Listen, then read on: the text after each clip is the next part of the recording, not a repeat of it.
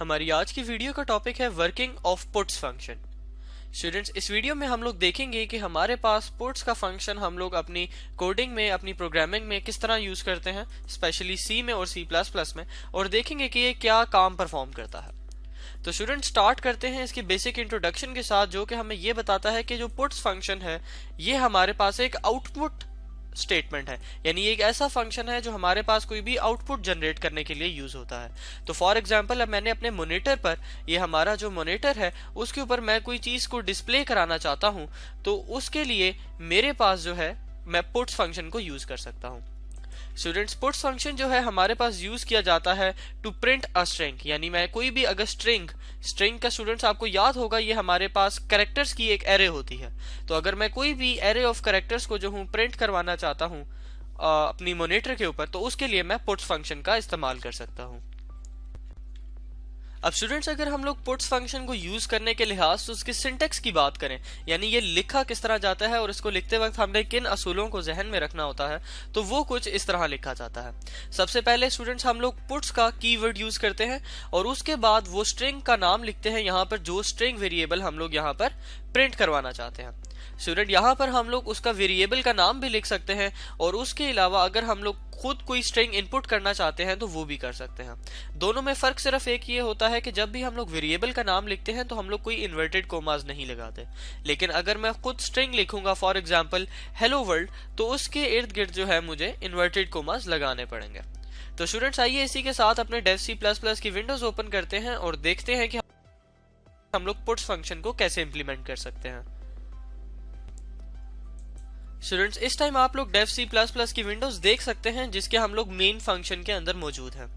Student, यहाँ पर मैंने एक कैरेक्टर स्ट्रिंग जो है बनाई हुई है जिसका मैंने नाम रखा है ग्रीटिंग्स, और उसके अंदर जो मैंने मैसेज या जो मैंने स्ट्रिंग सेव की है वो है हेलो। ये हमने सिंपल एक स्ट्रिंग वेरिएबल को जो है डिक्लेयर किया है। अब स्टूडेंट, हम लोग इसको अगर प्रिंट करना चाहते हैं पुट स्टेटमेंट की मदद से, तो यहाँ पर सबसे पहले हम लोग पुट्स का कीवर्ड यूज करेंगे और उसके बाद पैरेंथेसिस के अंदर हम लोग जो हमारा वेरिएबल है उसका नाम लिख देंगे, और हमारे वेरिएबल का नाम है, यहाँ पर आप लोग देख सकते हैं, ग्रीटिंग्स, और यहाँ पर हम लोग ये ग्रीटिंग्स को लिख देंगे। साथ इसके हम लोग सेमी कॉलन लगाकर इसको एंड करेंगे, और इसी के साथ अगर मैं इसको Ctrl+S दबा के सेव करूं और एग्जीक्यूट पे जाके कंपाइल एंड रन करूं, तो हमारे पास आउटपुट जनरेट हो जाएगी, जिसपे आप लोग देख सकते हैं कि हमारे पास जो ग्रीटिंग की हमारी स्ट्रिंग थी जिसके अंदर हमने हेलो जो था वो सेव किया हुआ था, वो हमारे पास प्रिंट होकर आ गई है। अब स्टूडेंट्स, आगे चलते हैं और इसी पुट्स फंक्शन को जरा डिटेल में समझते हैं। स्टूडेंट्स, जिस तरह के अभी हमने डिस्कस किया था कि हम लोग वेरिएबल का नाम भी लिख सकते हैं और डायरेक्ट स्ट्रिंग को भी यहाँ पर लिख सकते हैं, तो हम लोग वो वाला काम भी करके देख लेते हैं कि मैंने इसको यहाँ से अपना जो मैंने वेरिएबल या जो स्ट्रिंग इनिशियलाइज करवाई हुई थी उसको मैं डिलीट कर देता हूँ, और यहाँ पर मैं सिंपल एक मैसेज लिख देता हूँ जिसको मैं इन्वर्टेड कोमास में लिखूंगा हेलो वर्ल्ड, और इसको मैं सेव करता हूं Ctrl+S के साथ और एग्जीक्यूट पे जाके कंपाइल एंड रन करता हूं, तो आप आउटपुट देख सकते हैं कि मेरे पास हेलो वर्ल्ड की स्ट्रिंग जो है प्रिंट होकर आ गई है।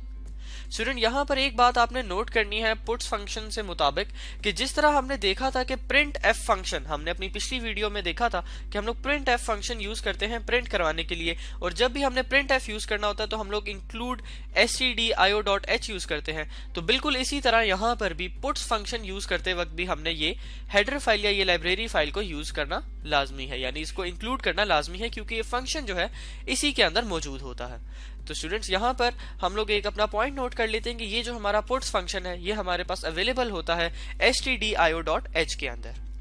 अब स्टूडेंट, यहाँ पर हमने जिक्र किया प्रिंट एफ फंक्शन का और पुट्स फंक्शन का। तो स्टूडेंट, जब हमारे पास print f function already available था तो हमें पुट्स फंक्शन की क्यों और कहां पर जरूरत पड़ती है, तो आइए हम लोग इस चीज को समझने की कोशिश करते हैं। स्टूडेंट्स, यहाँ पर हम लोग एक मेन फंक्शन के अंदर मौजूद हैं जिसमें पहले की तरह हमने एक स्ट्रिंग जो है इनिशियलाइज करवाई हुई है जिसका नाम हमने रखा है ग्रीटिंग्स। अब स्टूडेंट, इसको हम लोग पहले प्रिंट करवाते हैं प्रिंट एफ की मदद से और फिर पुट्स की मदद से, और दोनों में फर्क देखते हैं। तो जब मैं प्रिंट एफ की मदद से करवाऊंगा तो सबसे पहले मुझे इसकी डाटा टाइप बतानी पड़ेगी %s को यूज करके, उसके बाद कोमा लगाकर मुझे इसका नाम लिखना पड़ेगा जो कि इसके वेरिएबल का नाम था, और यहाँ पे मैं सेमी कॉलन लगाऊंगा, और इसको अगर हम लोग स्टूडेंट रन करें, कंपाइल एंड रन करें, तो हमारे पास जो आउटपुट आएगी वो हेलो की जो स्ट्रिंग है वो प्रिंट हो जाएगी। लेकिन यहाँ पर स्टूडेंट आपने एक इंपॉर्टेंट चीज देखी कि यहाँ पर मैंने स्पेसिफिकली बताया है उसकी डाटा टाइप को, लेकिन जब भी मैं puts फंक्शन की मदद से इसको प्रिंट करता हूं तो मैंने ये डाटा टाइप बताना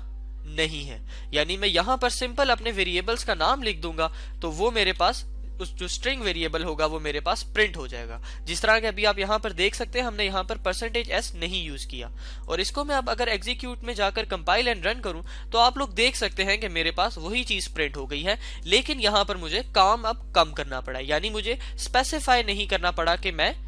%s यानी कि स्ट्रिंग वेरिएबल यूज कर रहा हूं, क्योंकि ये बात ऑलरेडी डिफाइंड है पुट्स कीवर्ड के थ्रू कि जब भी हम लोग पुट्स यूज करेंगे तो हम लोग जो है किसी स्ट्रिंग को प्रिंट कर रहे होंगे, जिस तरह हमने यहां पे देखा था कि यूज होता है एक स्ट्रिंग को प्रिंट करने के लिए। तो स्टूडेंट्स इस वीडियो में हमने देखा कि पुट्स हमारे पास एक ऐसी आउटपुट फंक्शन है जो किसी भी स्ट्रिंग को प्रिंट करने के लिए यूज की जाती है। फर्दर स्टूडेंट्स हमने उसका सिंटेक्स देखा और देखा कि हम लोग वेरिएबल का नाम यूज करके और इटसेल्फ स्ट्रिंग को यूज करके कैसे प्रिंट करवा सकते हैं। फिर स्टूडेंट्स हमने देखा कि ये पुट्स फंक्शन जो है हमारे पास अवेलेबल कहाँ पे होता है, यानी stdio.h की लाइब्रेरी में अवेलेबल होता है, और फिर हमने कंपेयर किया स्टूडेंट्स printf और पुट्स फंक्शन को। Thank you students.